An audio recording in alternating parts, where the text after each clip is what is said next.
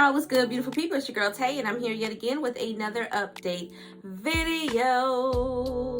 So definitely make sure you guys smash that like button, comment down below, subscribe, plus push your post notification bell button so that way anytime I upload a video, you will be notified. So all right, y'all, I bet you didn't think you was gonna get another video this week, but you are. Happy Saturday.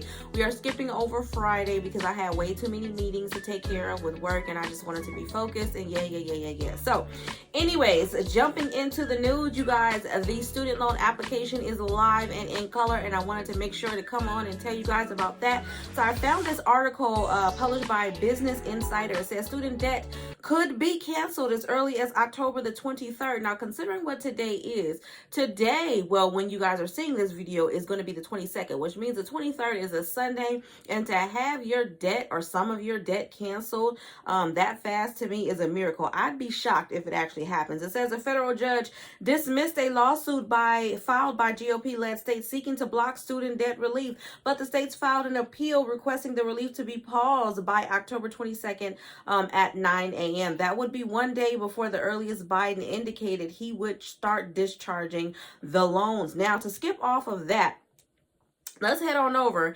and see what they're talking about and pertains to the application being live, because I think that that is absolutely amazing. I've actually already done my application. Like I said, it's a really quick application. You're literally going to the website and putting in your name, your email, your social security number, and that is it. It's a really quick, okay? The student loan forgiveness application is now live. Here's how to fill it up. Borrowers can now apply for federal student loan relief. For student loan borrowers, relief is finally here. On October the 17th, the Department of Education launched a student loan forgiveness application, but that was beta. The application comes just months after Biden announced that borrowers who have federal student loans will be eligible for up to $20,000 worth of forgiveness. Borrowers will have up until December the 31st of 2023 to complete their application. 2023. When I read this, I thought it said 2022. You're going to have up until 2023, the end of next year. So there is no excuses for you to fill out this application. It takes 2 minutes. If you haven't done it already, stop this video, fill it out, and then come back, okay? But fortunately, the current application process can be completed in minutes, okay? So I'm assuming that the one that they still have going on right now is still the beta. It says only borrowers who hold federal student loans and meet certain income requirements can qualify for forgiveness in 2020 or 2021. Single earners must have made less than $125,000, and for households less than $250,000. Note that you need to meet the income requirements for either 2020 or 2021, not for both years. The requirements are based on your adjusted gross income, not your total income. Your AGI is often lower than your total income, and you can find it on your most recent tax return. If you are a Pell Grant recipient who meets the income requirements, you can have up to $20,000 forgiven. Everyone else who meets the income requirements can have up to $10,000 forgiven. It's estimated that 43 million of the total 45 million federal student loan borrowers will qualify for some type of relief. Federal student loan funds received before June 30th of 2022 are also eligible for forgiveness, okay? If you guys have not already filed, if you have not already gone to the website and filled out this application, like I said, go ahead and do that. It is on the studentaid.gov website. Studentaid.gov website. When you go on there, there should be a link that says something regarding the student loan debt application or student loan forgiveness or something to that effect. You want to click on that, and like I said, the current application is 2 minutes long. From what I remember reading and researching in previous articles, if you have your information on file with whoever your federal loan servicer is, 9 times out of 10 they're just going to reach out to them to get your information. If not, they will send you an email requesting more information from you directly, okay? So fill out that application, please, you guys. There is no excuse. I don't want to hear nobody complaining next year about how they didn't get no money because you guys didn't find the time to fill out that application. It is literally a 2-minute application, okay? To apply online, you need to provide your full name, social security number, date of birth, and email. That is it. Moving on from that, I thought I saw something on here about good old Stingy Mitch. You know, we ain't talked about him in a while. He kind of jumps in here and there, but for the most part, I ain't really seen much about him. Did I save it? I don't know if I saved it. I probably didn't even save it, y'all. Okay. Interesting. Pfizer plans to sell the vaccines at $110 to $130. There's a lot of people that didn't want it when it was covered by insurance. Now, I don't know if this is still covered by insurance. It says the estimated price tag is the list price, meaning people with health insurance are likely to pay only a fraction of that cost or nothing at all. Okay, so there it is. It answers my questions. So if you have insurance, whatever the cost for you with your insurance, when you go to get vaccinations, the same rule applies. But for everybody else who's not covered by any type of insurance plan or premium, you're going to have to pay $110 to $130 per dose.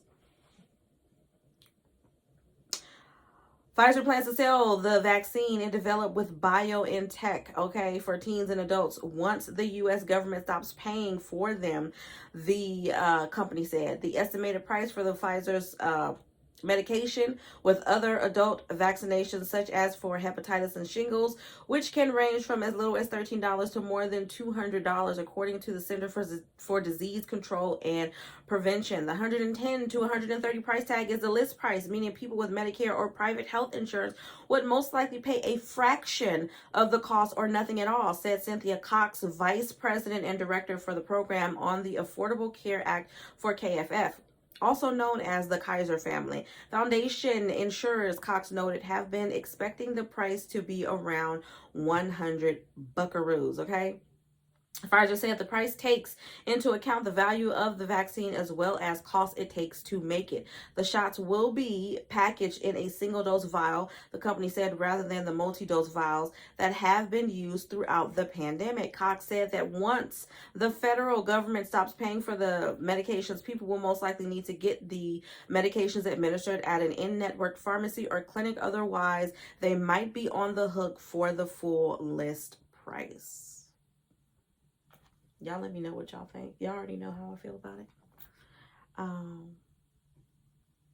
Yeah, y'all let me know how y'all feel about it. You let me know what you think about it, because $110 to $130 for something that doesn't even fully protect you.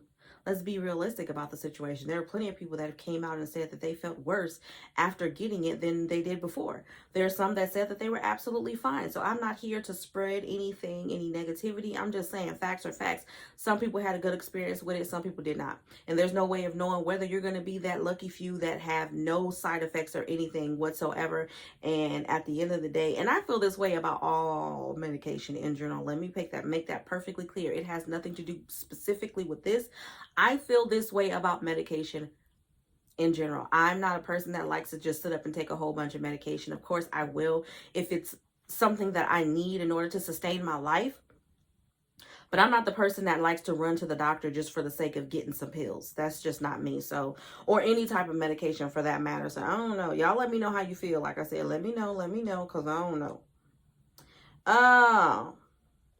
Californians can get $3,000 grants for earthquake safety. Now, this is a necessity in California. If you've ever lived in California, or if you live in California currently, you already know that the earthquakes out here, now we haven't had one, at least we haven't had one where I live, okay? But I've been living here my whole life, and I have experienced what I consider to be the worst of the worst. Not to say that they can't get any worse than what I've experienced, but the one that I did experience in the 1990s was pretty dang on bad, okay? So we need that, okay? I don't know what it's like to go through a tornado, a hurricane, anything like that. I know that it is just as bad as any natural disaster, and an earthquake is considered a natural disaster. And yeah, y'all, we need earthquake safety, okay? So California homeowners can apply for grants for up to $3,000 to retrofit older single-family homes at risk of sliding off their foundation in an earthquake, okay?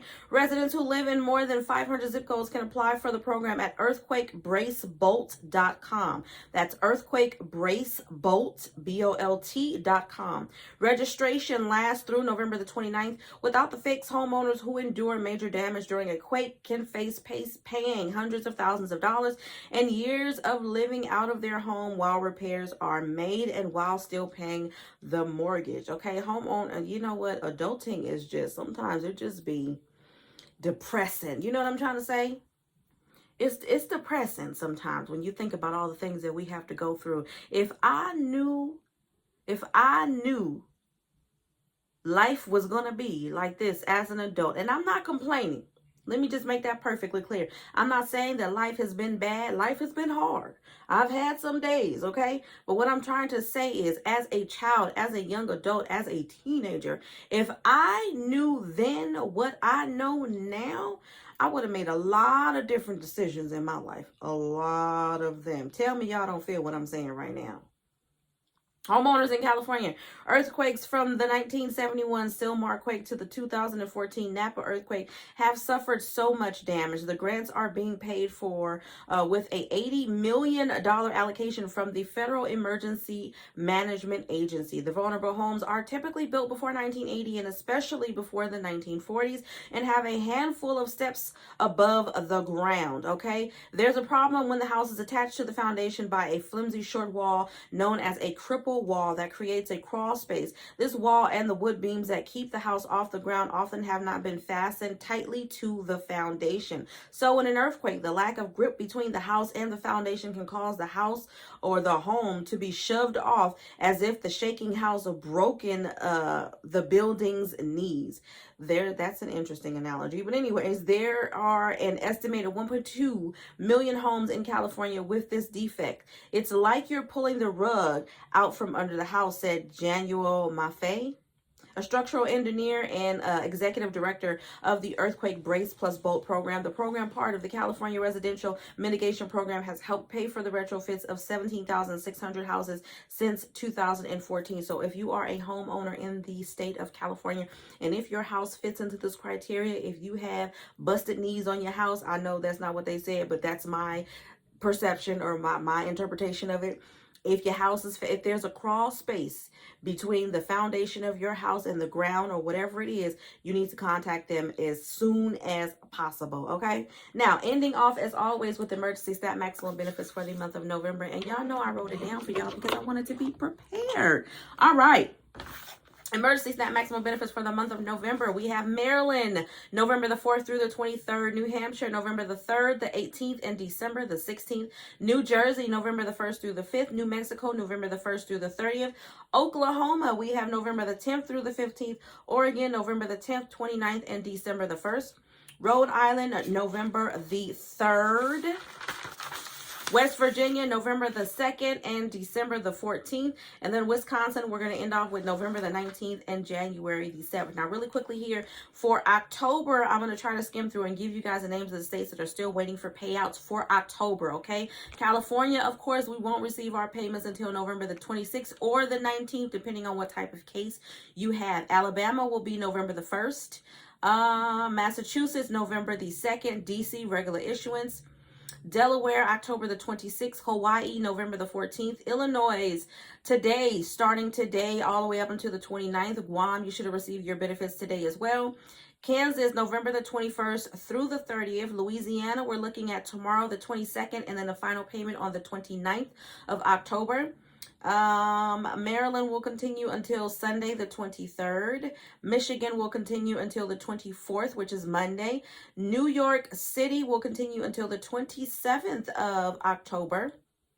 Meanwhile, the rest of New York, I think that's it. I think everybody else, the rest of the state districts for New York have already received their benefits. But if you're in New York City, they're going to continue payments up until the 27th of October.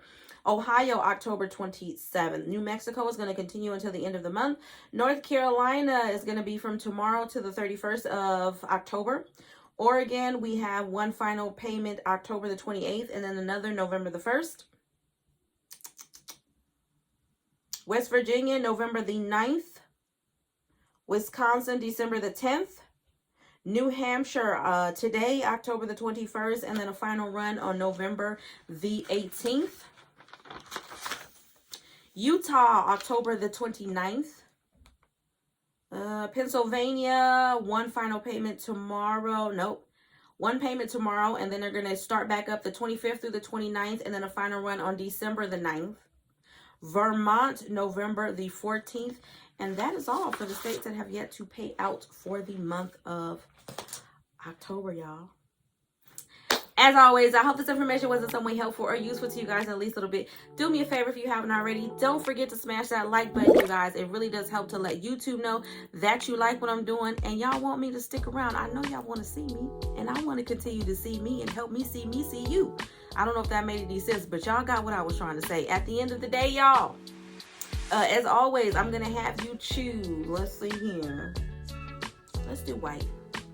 Let's put some white hearts down below in the comment section. Let me know you made it all the way to the end of the video, you guys. Check out the description box as I will have some links for some of my favorite products and services. If you guys are not subscribed to my beauty and lifestyle channel, I'm gonna need y'all to head over there. The link will be down below in the description box as well, you guys, because I'm getting ready to drop some Amazon videos and a whole bunch of stuff over there. I have made up my mind. The girl's gonna be on the grind, all right? So head over there if you have not subscribed already. And as always, I'm going to say, remember to live, love, elevate, y'all. And I will definitely see you guys in the next video.